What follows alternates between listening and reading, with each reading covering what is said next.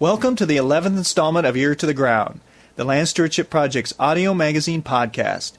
Ear to the Ground features interviews, reviews, and field reports related to sustainable agriculture, family farming, local food systems, and local democracy. I'm your host, Brian DeVore, editor of the Land Stewardship Letter. Ear to the Ground numbers 9 and 10 feature a discussion of how farming can produce multiple benefits beyond just production of food and fiber. Specifically, we looked at the Multiple Benefits of Agriculture Research Project and its findings that water quality can be improved utilizing diverse farming systems on working farmlands. In one case, a modeling study showed that the amount of eroded soil making its way into a waterway could be cut as much as 84% by planting less annual row crops like corn and soybeans, and more perennials such as grass and hay. In this installment, we're going to get the farmer's perspective on the role agriculture can play in improving water quality. Dan French is an example of someone who wants to protect the land he's farming, but needs to make a living at it as well. He and his wife Muriel own and operate a dairy farm in southeast Minnesota's Dodge County. Until the late 1980s, they were a typical operation. They milked 60 cows, had a farrow-to-finish hog enterprise, and grew corn and hay. A severe drought in 1988 got them to thinking that they needed to change their farming operations significantly if they were to survive into the 1990s and beyond. That's when they switched to managed rotational grazing, a low-cost system of producing milk that moves the animals through a series of paddocks. This prevents overgrazing, spreads manure on the ground in an environmentally sound manner, and extends the grazing season significantly. Some years, the Frenches have the cattle out on pasture for as long as 8 months. During the winter, the cattle are fed haylage that has been harvested and bagged. The Frenches are growing. They milked 180 cows in 2005 and expect to be up to 200 head by the end of 2006. But Dan and Muriel have not planted row crops of any significant amount on the 450 acres they farm for several years now. They are bucking the conventional wisdom that a profitable dairy farm must feed its cows feeds derived from row crops. A reliance on grazing means the French farm is covered with perennial plants like grass and hay throughout the year, providing invaluable soil protection. Their land is a bit of an anomaly in an area that's increasingly dominated by large tracts of corn and soybeans. Less soil, manure, and other pollutants are leaving the French farm as runoff. And as scientists have discovered, it also means Milliken Creek, a small stream flowing through their land, is cleaner than it's been in years. On a recent January morning, Dan French took time out from chores to discuss how his family has risen to the challenge of making a living on the land while protecting the stream that runs through their farm. He also talked about how the general public can help make environmentally friendly farming systems more of the norm. The creek is it's a problem and it's a blessing at the same time. There's a lot of beauty goes along with it. We have a lot of hills because the creek obviously cut through. We have a lot of limestone cliffs and cedar trees, and it's a very beautiful place. But it also is a extra work, and so it's always taking some extra management. And the creek typically is about 25 foot wide, knee deep to a foot deep in the fall, and as we've had more and more change in the weather pattern, that we have to always plan for floods, and we've just seen a big difference in the way that it floods because of the land usage upriver. We have to always have in the back of our head what's going to happen to that creek, and because it splits us right in the middle, and so it's a problem, but at the same time it's something we wouldn't want to be without a creek. It's really pretty. Dan, you were a member of the monitoring project back in the 1990s. That's where farmers, environmental officials, scientists got together and studied the effects of certain farming systems, such as managed rotational grazing, on water quality, wildlife, various aspects of the environment. I know that they studied your stream here. Can you talk a little bit about what they found and what you observed? Well, we'd known for a long time that the way we were managing the creek was, not a long time, but for several years, that it felt right. We'd actually had put the creek into permanent rest for a couple of years because of we put strips out. We took all the fences out, and we just by the due fact of slothfulness, we just didn't have any fences out there. So, and we saw a big increase in erosion on the creek. Let me interrupt here a minute. So when you actually fenced it off, you actually found an increase in erosion. Yes, we actually saw a big increase. As a matter of fact, our teenagers were here, and they could see that. And we actually went and hauled rocks in to try and stabilize, and went to the neighbors, the county commissioner, actually, and asked him if we could pick up rocks, so we need to stabilize those banks. We saw a huge increase. And it was partly, it was a year with several storm events, but it just was just total opposite of what we had been led to expect. And so we put the cattle back on, and our cattle are in the stream, and I think it's really important that they're in the area at one time for about 12 hours, and then they're out for 30 days and back. And so by doing that, we thought we saw some big improvements in the stream banks, and we got the stream banks in the nice gentle slopes that the habitat people want and all those things. And the cows did that. I didn't do anything. The cows just did it over a period of time. And then so we were thinking we were doing a pretty good job. When all I was thinking about was soil erosion. We just weren't moving much. But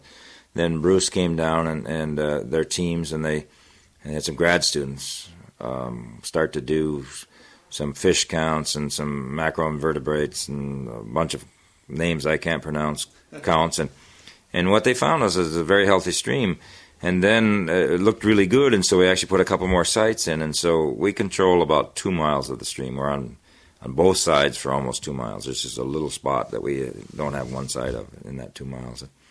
So we went clear down to the end, and what we started to find was an increase in water quality as the stream flowed through here, of a stream that was already fairly good, but it was actually, so the fecal coliform dropped, and a couple other things started to drop. We didn't see any downside to this. We just saw a stream getting a little cleaner, and it wasn't like a huge deal, but it was a really good news, because the assumption was that individual landowner, and I mean, we've had that discussion with many people, couldn't do much to make a change, and what we found is that, yes, you can make a change. And so we were very pleased, and for me it was an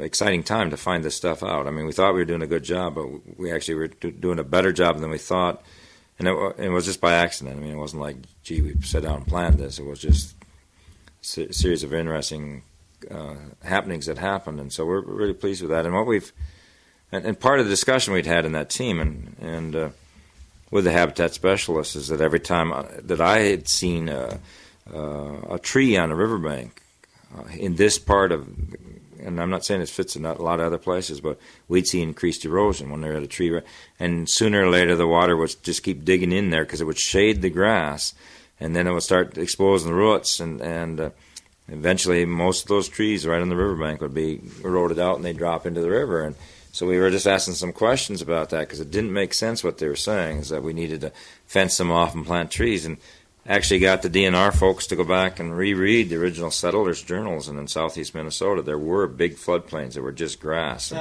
and the fire and the buffalo had kept them like that. And so now other places, I mean, we're all looking for one-size-fits-all management, but right. So it just doesn't work other places. Up north, you don't want to cut the trees off. That slows snow melt. But here, it doesn't appear that trees, and from what I can see, and other people are saying the same thing, that trees along a stream are the right thing.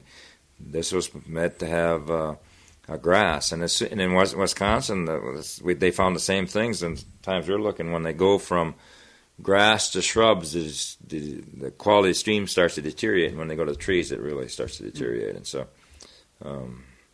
so managing this in grass seems to have some advantages for southeast Minnesota. That's a pretty big paradigm shift. That must have been a big surprise for you, and I was wondering, what was it like to kind of get your mind around taking such a different view of how to improve water quality on your farm and the relationship of your livestock to that water? Well, I mean, it wasn't for me. It was just the observation and having the increase in erosion when we did do it, and then go back. And so I just in the back of my mind there was like, something isn't right in this, but I just didn't understand the significance of it. And then we actually, I mean, for me it was a big deal to figure out that I could actually clean water up as it flowed through. I mean, I guess we never thought of that at all, and so it was a big deal for me. It was a really exciting piece, and so I've been excited about water quality ever since. Traditionally, when we think of conservation farming, we think of putting in structures like terraces, grassy waterways, that type of thing, just to prevent further damage to the environment. But this is a little different what we're talking about here. we're actually talking about improving water quality through the farming systems that we use. Yes, and PCA is now, there's an ongoing project right now. We've always encouraged research because it helps us.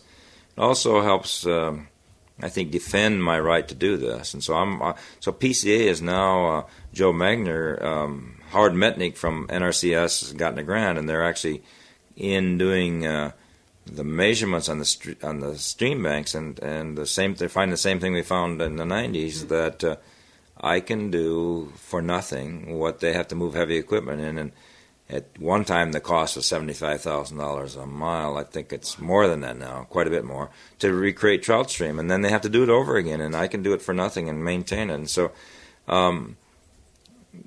it's an interesting concept that this whole prairie system, this used to be a oak savanna, is what they tell us in this part, and that was all formed with fire and large herds. Every big plain is formed with large herds of herbivores and the predators, because the predators make the herbivores act different when they're around.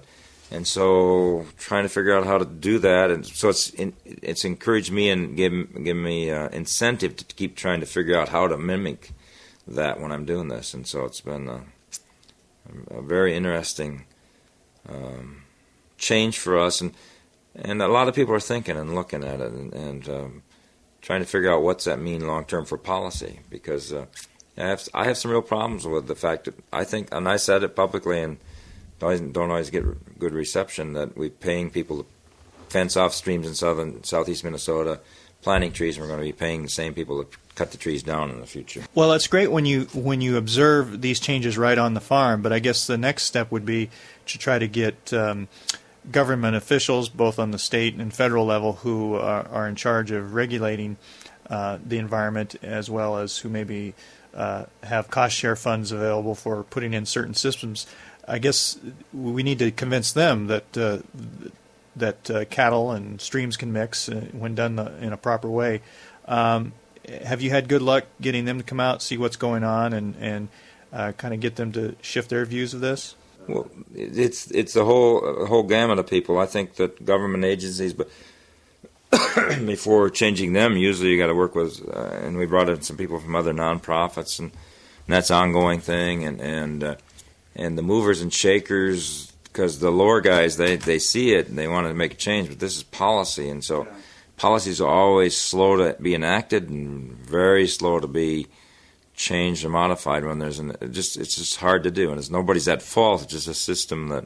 So yes, we have tours almost every year, and with always in the back of my mind, that's what I want to show them, is that you can actually do it this way for no cost to the public and huge public good. And so if more people are doing it, this won't work at every place along every stream. As you get bigger streams and you get more upstream flooding, I mean, it will work the best if you start at the headwaters of a creek and just keep working your way down. But there are some options here, but again, it takes management. It's not. I can't just park those cattle. We've all seen the disasters when you park cattle in a stream all summer long. So it's management and teaching people how to do this management and those kind of things. It's all part and parcel of it. But for me, it's another set of tools in the toolbox that all of us need to look at. Now, when we have cattle on stream banks or down in the watershed like that, it's not like they're just standing around in the water. Can you kind of take us through the logistics of what it actually means to graze a stream bank, what you're actually doing? You're not just parking them on the stream for long periods of time. What we have is we have a lot of, especially along the streams, we've got permanent, they're fences that if it floods we can fix easily, but we have permanent paddocks, and so the longest that most of these are on for the milk cows it's 12 hours. With the heifers it may be 2 days or 3 days at the longest. And what we didn't know before and what we're learning is that the rest period is critical. So it's like mowing your lawn, and then on lawn we just want to keep it down under control because the lawnmower will start to plug and all those kinds of things. Here what we want to do is actually encourage regrowth and make the health and we actually change the plants that come then. The general rule of thumb is we're on for 12 hours and then we're resting it for 30 days. And what we've seen is a big change in even the plant life down along the stream when we did that. And then the banks will start to crumble in as the cattle walk along, and the grass will grow, and pretty soon you have a nice 2-to-1 slope, so that as the river comes up, there's more capacity to hold the floodwater, and then that sod, the cattle actually encourage the sod that stabilizes the banks. That's it's the difference of this and any other system, is that there's actually sod on the banks, and unless there's a really, really powerful flood that'll rip out a bank, or ice flows in the spring, it'll just stay there, and it just gets thicker and thicker, and just permanently parks that riverbank in that shape, and so it really works well. So it seems like we have three things going on here as far as benefits to the environment. One is you have cattle to actually soften the stream bank and to break that down and make it so it's not just a sharp cut. But the other thing we have going on is, because you're doing rotational grazing, it's economically viable for you. You have an excuse to keep that land covered in perennial systems like grass or forages that you can justify it as a farmer to keep that ground covered year round, and that helps reduce the runoff and the erosion and that type of thing. And I guess the third thing going on here is, because the cattle are being rotationally grazed and they're moving around frequently, they're spreading their own manure, so we don't get concentrations of nutrients in one place and have the problems associated with runoff of concentrated levels of manure. Yeah, there are people who fence their streams off, but putting cattle on becomes an issue, even if you just would do it once in a while. But then where do you have the cattle the rest of the time? And I just came back from a Nature Conservancy meeting this last week, and we were just talking about, because I keep telling my Nature Conservancy friends and my DNR friends, they're pyromaniacs. They love to do fire, and they need to have cattle, and they actually know that. The people on the land know they need herbivores, buffalo or cattle or whatever. Right. But it's in that, what do you do with them in the wintertime? Are you competing with other farmers? All those things that they have to. It's not easy. It's not easy to make that move. But there's more and more of it, and they're actually looking for farmers to run cattle on. Some DNR has been actively seeking people to run them on some state park lands. But then you got to find the right farmer who will do this and all that. But so for us, there's a bottom line that says that this is good, and there's a way to keep the, because you just don't have cattle on for a few months and then park them for the rest. It's not like a piece of machinery. So yes, this system helps. It fits into the system really well. And then back to the manure thing, what we're trying to do in every way is, and it looks better and better as the fuel prices rise up, is get out of materials handling. We don't want to haul feed in, and we don't want to haul manure back out. Okay. And that's the way a lot of farms are. They're very efficient at that, but huge amount of money and a huge cost and a huge maintenance to that system. And so what we are trying to do in every way possible is not to haul materials. And we keep thinking about that. Let the cattle do the work, and it's natural for them, and they're much healthier. And they actually enjoy it. And we try and do the things we want to do and not be busy farming. That's what we're trying to do. For us, that's the last thing we want to do, is run a lot of equipment. We still have to hay. We still have to do a little field work, but way less than we did before. I guess we should make it clear that this isn't maybe when people think of grazing, they may think of the old system where you turn the cattle out in the spring and bring them in the fall, and during the growing season they're out on a permanent pasture, one big pasture all during the summer months, and overgrazing some parts of it and causing cow pasts and other problems that can contribute to erosion and runoff in their own way. This is a whole different way of doing grazing that we're talking about. Well, I guess the simplest thing is just take your lawn and divide your lawn into 12 squares or 10 squares, and you mow just a little square each time, and each day or each 3 days or something like that, you'd have grass at all different heights, and that's what we try and do with the cattle. And so we don't have because of the way we go in and work in those fields, we have some plastic fencing that works really well, electric fencing, and so the cows get enough feed for what they're going to need in the next 12 hours, and then they come in and get milked, and then they go to another pasture for the next 12 hours, and you can do that with different. You can move it every 4 hours or whatever. We just said settle in 12 hours, so that they're always getting fresh pasture, and the cows know to expect that, and demand it, actually. And if you don't give it to them, they will let you know real quickly that you've forgotten. And then, so they're on for 12 hours. So each day they would get 2 separate amounts of fresh grass, and at the right height and at the right maturity. And that's part of our job to manage that. And then the next day they get 2 more, and on and on. But then when we take them off, then that pasture they were on today gets a chance to regrow and replenish its root supply and get healthy again and get to a mature state, and we take it off again. And then we have, then part of the way we manage is that different grasses grow at different rates. And so we have a different variety of grasses so that we're always keeping, so there's pasture every day for these animals, but also to extend our grazing season as long as we can and to get good production and get efficiency. And because the name of our game is we want to take that sunlight and capture as much sunlight as possible through this grass and healthy ground, and then transfer that sunlight into through these milk cows into milk, and do that as cheaply as possible, and that's how we make our profit. And then sell our milk at a in a way that makes us profit also. So our job is to capture sunlight and turn it into milk and turn it into profit. Speaking of profit, you're not independently wealthy. This is great that it's helping the environment, but it would mean little for the future of your family and your farming operation if it wasn't economically viable. I guess has managed rotational grazing and this type of system turned out to be economically viable in the long term for your operation? Yeah, it actually works pretty well, and I just at a conference last week in a workshop, and I think Dennis Johnson said there's research from Minnesota out to New York. It's been ongoing. A bunch of guys in a network from the universities, and what they found is that on the average, grazers produce milk at $1.75 less per hundredweight than conventional dairies. And so it's an ongoing set of research, and of course everybody's different. That's just a set of averages, and there are people who do really well on both sides of the camp, and people who don't do so well. So yeah, there's an advantage, and there's a psychological advantage too. This is a lot more fun, and so the people we talk to just enjoy this more, and so there's more incentive to make it happen, and the other piece is you just don't have such an investment.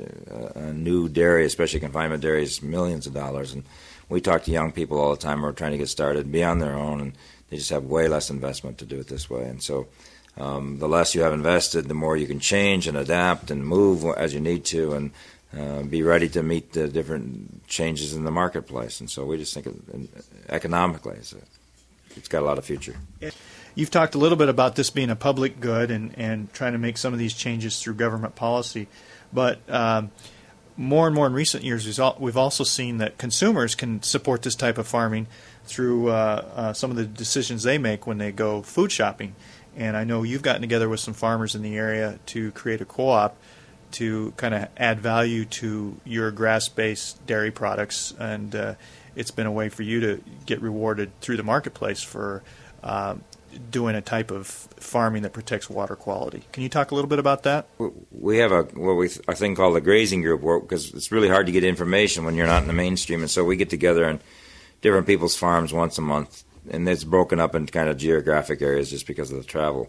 And we were just having the conversations a few years ago about we had this pretty good product. We were reading about some other people who were selling grass-fed products, and decided to start to work on that. It was a fairly long process, but we have a small cooperative now, and it's really going well. And we have 6 families on 4 farms right now, and are actually have developed enough of a market. We're actually starting to seek some other farms, and we make cheeses, some high quality cheeses, and some butter. And we don't make it; we actually have it made for us in some small plants that've been around for a while, and take our milk there and very carefully keep it segregated and use our milk, and they make it in their plants with some recipes that have been around for long.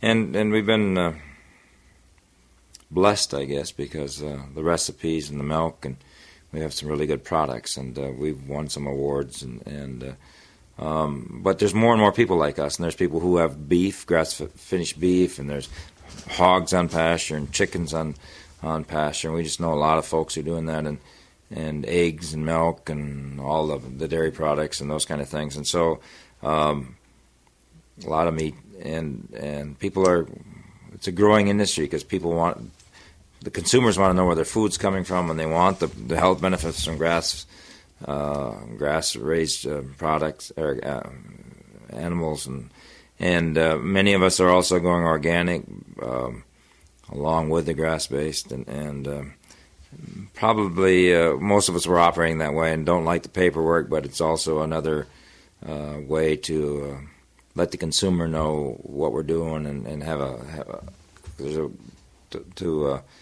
give them a peace of mind about what they're buying. And so that's been one of the things we're doing. So there's a growing number of farms who are trying to take the marketing back and hook up directly with the customers, and it's been very, very successful. A lot of work on our part.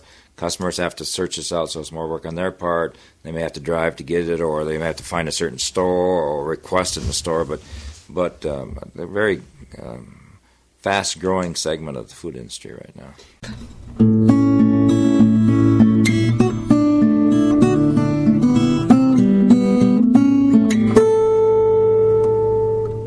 Dan's enthusiasm for farming and good land stewardship is infectious. No wonder the French farm has become an incubator of sorts for beginning dairy farmers. Their son Jason has launched his own dairy farming career, and over the past several years, 2 other beginning dairy farmers have been mentored by Dan and Muriel.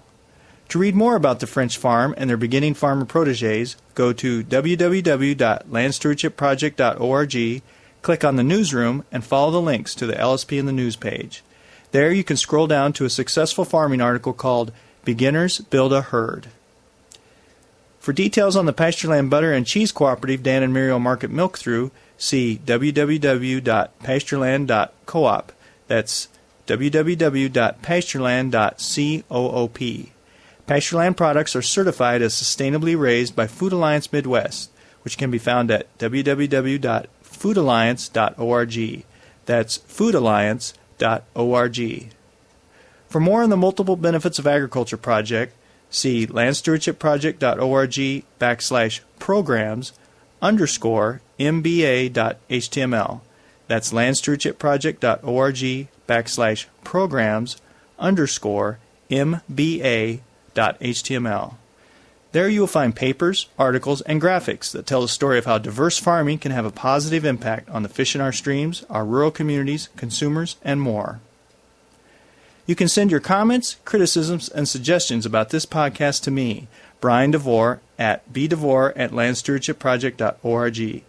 That's bdevore@landstewardshipproject.org. Or you can give me a call at 612-729-6294. A special thank you goes out to Laura Borgendale, a Western Minnesota musician and LSP staffer who provided Ear to the Ground's theme music. And a very special thank you to all of Land Stewardship Project's members who make initiatives such as this podcast possible. If you're not a member and would like to support us, go to landstewardshipproject.org to learn how to join LSP. Thanks for listening.